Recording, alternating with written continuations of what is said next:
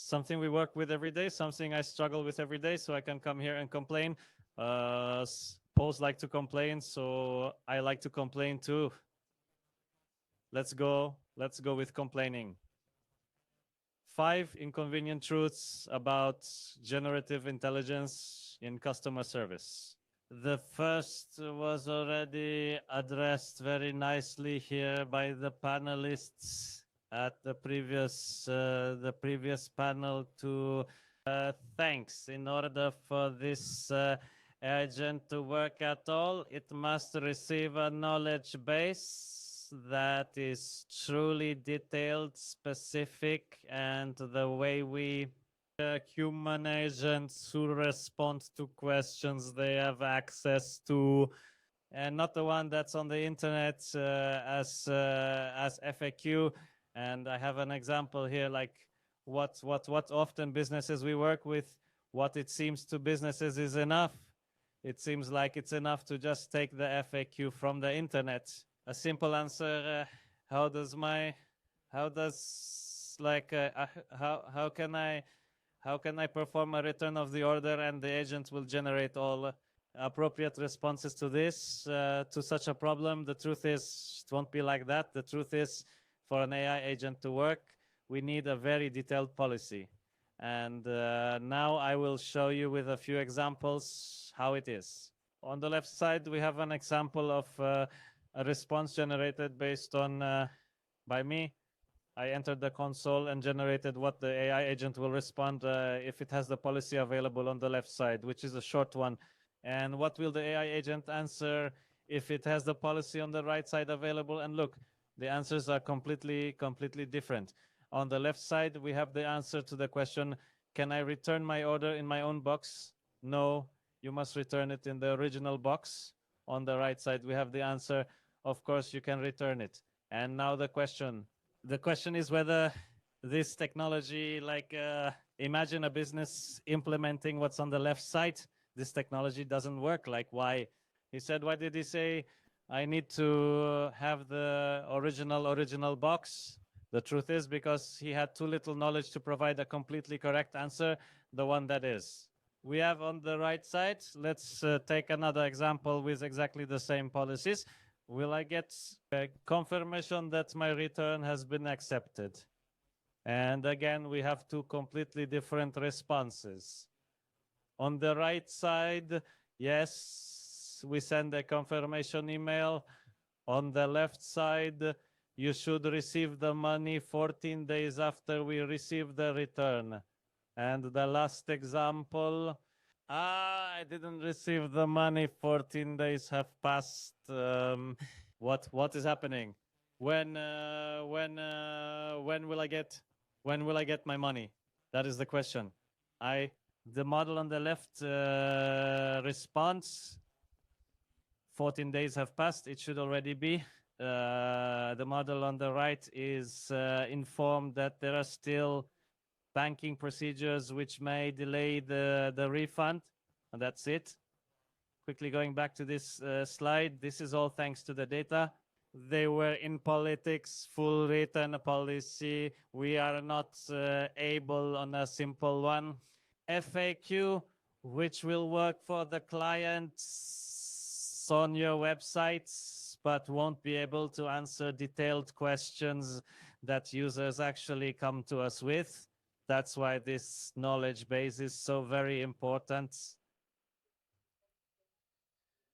Second point, I debunk the second myth that you might hear about AI agents in various places. An AI agent learns from historical tickets, from past interactions with your business.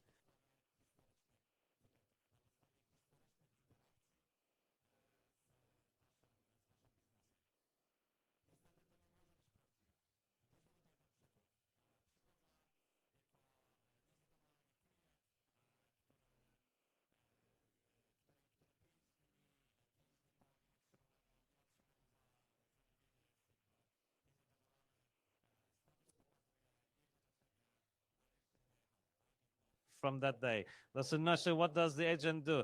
The agent responds, I'm sorry, of course that shouldn't have happened. because your order will arrive in 3 days, but because of this, you will receive a discount on your next order. It helps you. How would the AI agent know how this agent, the human agent, made that decision? Now, how does it know if it can generate a code? How can it tell if it should reship the order, send it again, or maybe is that order already on its way to the customer? So there are many steps that probably that human agent took, possibly on, he even contacted the courier that was used in the context of sending this, order. The label history itself is not enough for us. We need to know, we need to understand what process is actually applied in a given customer care to be able to sensibly answer questions with artificial intelligence that clients come with.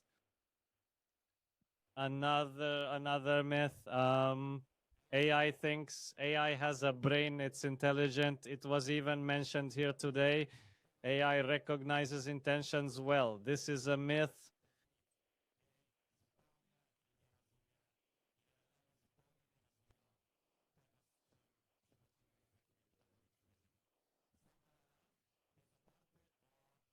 Mathematical probability of the occurrence of the next word.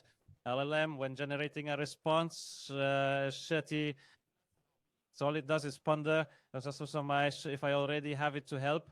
So the next most probable word in the case of this user's question will be you, and so on. There is no big magic there. It's simply a very large amount of data. And to present it to you, we have a question. We have my conversation with, in this case, GPT chat. A riddle has many keys but opens no doors. Polish. And the real answer is melody. Just like we have musical notation, there are a lot of keys there. What did ChatGPT answer? The answer to this riddle is piano or keyboard. For example, a computer, a piano has many keys, but it doesn't open doors. It's a funny pun based on the different meanings of the word key. As you can see, ChatGPT at this point confused the key with the key in the Polish language, because so often in its training data, when the riddle with keys came up, there was a piano and keyboard, and this is solely a matter of probability. But let's move on. I decided, okay, I'll ask it, are you sure that a piano key is a key? Initially, he apologized. Of course, Sema, when we ask, are you sure? It's probably there's something wrong with that query. And further, we see that it goes back to the keys, to the examples of an organist and a keyboard. So again, it is not thinking logically. Nasha LLM is not a tool that thinks. LLM is just probability, mathematics, nothing more. We only think it's actually responding in an intelligent way. That's why we have to know how to use it sensibly. And now the most technical slide from this meeting, such methods by which we produce AI agents, providers like Zowie create AI agents. These are methods where we approach such a large language model, GPT-4o, and we say, for example, you have the following tools. You can use a tool, check the package status, and you can use a tool from follow-up. And the next question with the user. And in this case, we ask the model to provide responses. What is the status? Your client comes with the question, what is the status of my package? And we ask this AI agent, give us your thought. What do you think about this problem and what action would you take? And this is a real case when the model says to check the status of your package, I need more information. I don't have the order number, tracking number, or other identifying data. Therefore, I would ask the user for the order number or tracking number, which is completely pointless. In many cases where you expect an email address and the last 4 digits of the package, or examples of this type in your customer case. The model decided on its own that it needs to ask for the order number because, again, in the training data sets, that's very often the question, what is the order status? Exactly the question about the order number appeared. That's why you need to be cautious and know how to properly communicate with the LLM so that things like this don't occur. And lastly, I think one of such examples that show why LLMs are not good at making decisions. We have here an example where we described the return policy to the LLM. In this return policy, we said that generally there is a 30-day period for the return, but there are some potential exceptions to this policy. And to answer the question, your task is decide if a return is possible in a given case. LLM responded that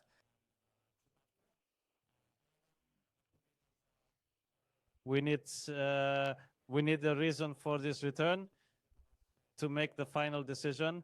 And in the message, the reason for the return is that the item, that's like this item was damaged. Based on just such an answer, the large language model decides to process the return. A very dangerous situation. First, it hasn't been verified in any way. Second, the LLM didn't even know that this policy, what is it about? What do these exceptions pertain to? And it very strongly goes back to that first slide. If you remember, little knowledge given to the large language model, or a lot of knowledge given to the large language model. If we had really described these conditions sensibly here and this process described sensibly, there would be a much greater probability that we would get the appropriate output from such a query. And finally, I just wanted to tell you one last thing. It is not true that you can launch an AI agent and forget about it. The truth is that your policies change. The world around you changes, evolves. Probably if you have a team of human agents who respond to inquiries, you conduct regular training because you notice that for some topic of inquiries, we do not provide the appropriate level of customer care. We train agents to better respond to such inquiries. It's exactly the same with the AI agent. We need to have people who actually review conversations with the AI agent and actually decide how he should work better and function better for the end user. And only if we keep constantly teaching it, constantly improving it, will we be able to reach a level where indeed, and we see this in many cases, where indeed the agent, thanks to handling matters, quickly, immediately achieves a customer satisfaction score.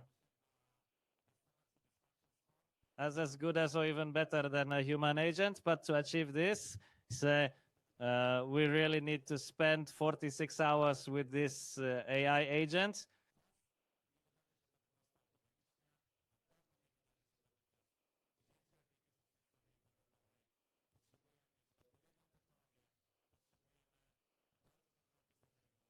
And I think in further presentations, it will be better shown how you can achieve this with Zowie. If I had to leave one thing after this presentation, I would say it really is not magic. It's mathematics. It doesn't understand you. This chat, it simply responds with what is most likely for it, because most often it ended up in its test collections. Even I say his, it is not any person at all. It is this model, a neuter kind. Thank you very much for your attention.